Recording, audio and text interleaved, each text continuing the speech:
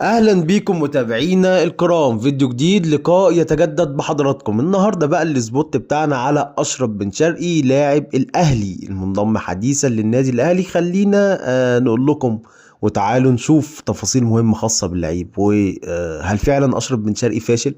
هل فعلا اشرف بن شرقي فشل بعد رحيله عن الزمالك؟ هل فعلا لن يقدم الاضافة للاهلي؟ ما بقاش عنده جديد يقدمه؟ كل ده احنا هنجاوب عليه في الفيديو ده. فيديو مفصل فيه تفاصيل مش هتلاقوها غير عندنا هنا وبس، بالرد، رد قاطع. خلينا بس نقول لكم ان اشرف بن شرقي عنده ميزه، ان هو ده مبدئيا قبل اي ناحيه رقميه ان هو بيلعب في 3 مراكز بقوه واحده. الوينج الشمال ده مركزه الاساسي طبعا، ومركز رقم 10، ومركز المهاجم. التلاتة بيقدر ان هو يجيد فيهم بشكل هايل جدا. يعني تلاتة يمكن يكون نسب متساوية في الإجادة. يعني الحقيقة هو لعيب ممتاز في ال3 مراكز دولت. إذا الأهلي يقدر يستفاد منه في ال3 مراكز دول، وأكيد ده سبب رئيسي اللي خلى كفة أشرف بن شرقي يعني تكون بتترجح قدام مسؤولي الأهلي عن أي لعيب تاني يعني. النقطة التانية أشرف بن شرقي. تعالوا نتكلم في نقطة مهمة. الريان، تجربته الأخيرة مع الريان. أشرف بن شرقي مساهم في 30 هدف في 44 ماتش. مساهم في 30 هدف في 44 ماتش.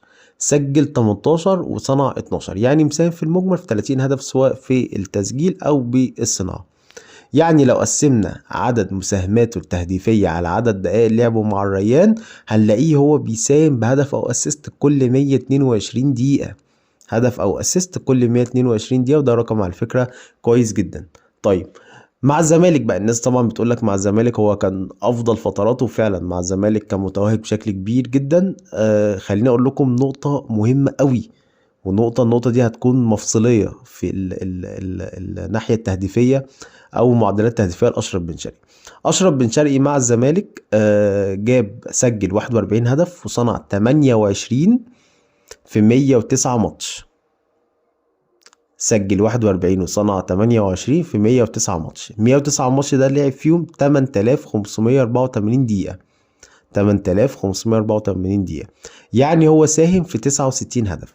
لو احنا قسمنا عدد الدقايق اللي لعبها 8584 دقيقة على 69 هدف، هيطلع لنا ان هو برضو بيساهم بهدف في كل 123 دقيقة. يعني عدد مساهمات تهديفية مع الريان هي تجربته الأخيرة قبل ما يروح الأهلي، هي بالظبط نفس مساهمات تهديفية مع الزمالك. يعني هو نفس المعدلات التهديفية بتاعته، ما قلتش، ما حصلش أي حاجة، مع اختلاف المدة طبعا. مع الزمالك قعد فترة أطول، قعد 3 مواسم، فبالتالي عمل عدد مباريات أكبر يعني. فإذا أشرف بن شرقي معدلات تهديفية ما قلتش خالص خالص. بالعكس، ده هي معدلات تهديفية مع الريان هي مع الزمالك. بيساهم بهدف أو أسيست في كل 123 دقيقة، وده على فكرة رقم كويس. فده رد على نقطة مهمة، ان هو خلاص بعد ما مشي من الزمالك ما بقاش عنده وجود على الساحة. لا، الارقام بتكذب كل الكلام ده. طب خلينا نقول بقى ان تجربته اما مشي مع الزمالك راح الجزيرة. الحقيقة تجربة الجزيرة ما كانتش افضل حاجة يعني. هو لعب 33 ماتش، جاب 9 وصنع هدف، وكان يعني مساهمة هدفية كل 250 دقيقة.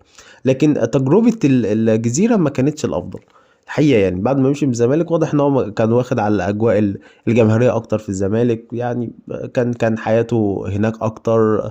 المنافسات طبعا مختلفة عن افريقيا عن اسيا. لكن بعد ما مشي من الجزيرة وراح الريان، نقدر احنا نحكم على تجربة الريان لان لعب فيها بشكل اكبر.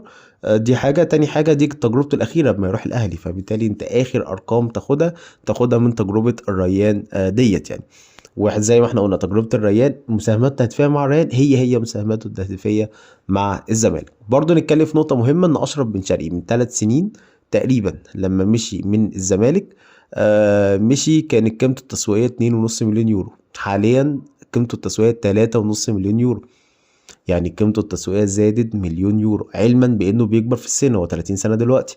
المفروض انت كل ما بتكبر كل ما قيمتك التسويقية بتقل، حتى لو بتحقق ارقام كويسة. فما معناه ان هو بيزيد، ما معناه ان هو مطلوب، ما معناه ان ارقامه كويسه، ما معناه ان هو لسه يعني مساهمات تهديفيه موجوده، فبالتالي قيمته التسويقيه زادت عن وقت رحيله عن الزمالك. يعني حاليا قيمته التسويقيه 3.5 مليون يورو.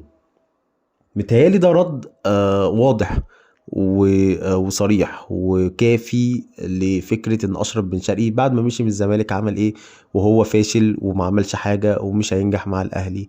او طبعا التوفيق والنجاح دي بايد ربنا، طبعا بايد اللعيب واجتهاده، لكن احنا بنتكلم عن الناحية الرقمية وناحية المساهمات التهديفية والناحية على ارض الملعب. اشرف بن شرقي بعد ما مشي من الزمالك هي مساهمات تهديفية وهي تألقه، لكن طبعا في الزمالك كان باين اكتر وواضح اكتر للجمهور المصري، في الخليج ما كانش بالشكل المطلوب يعني.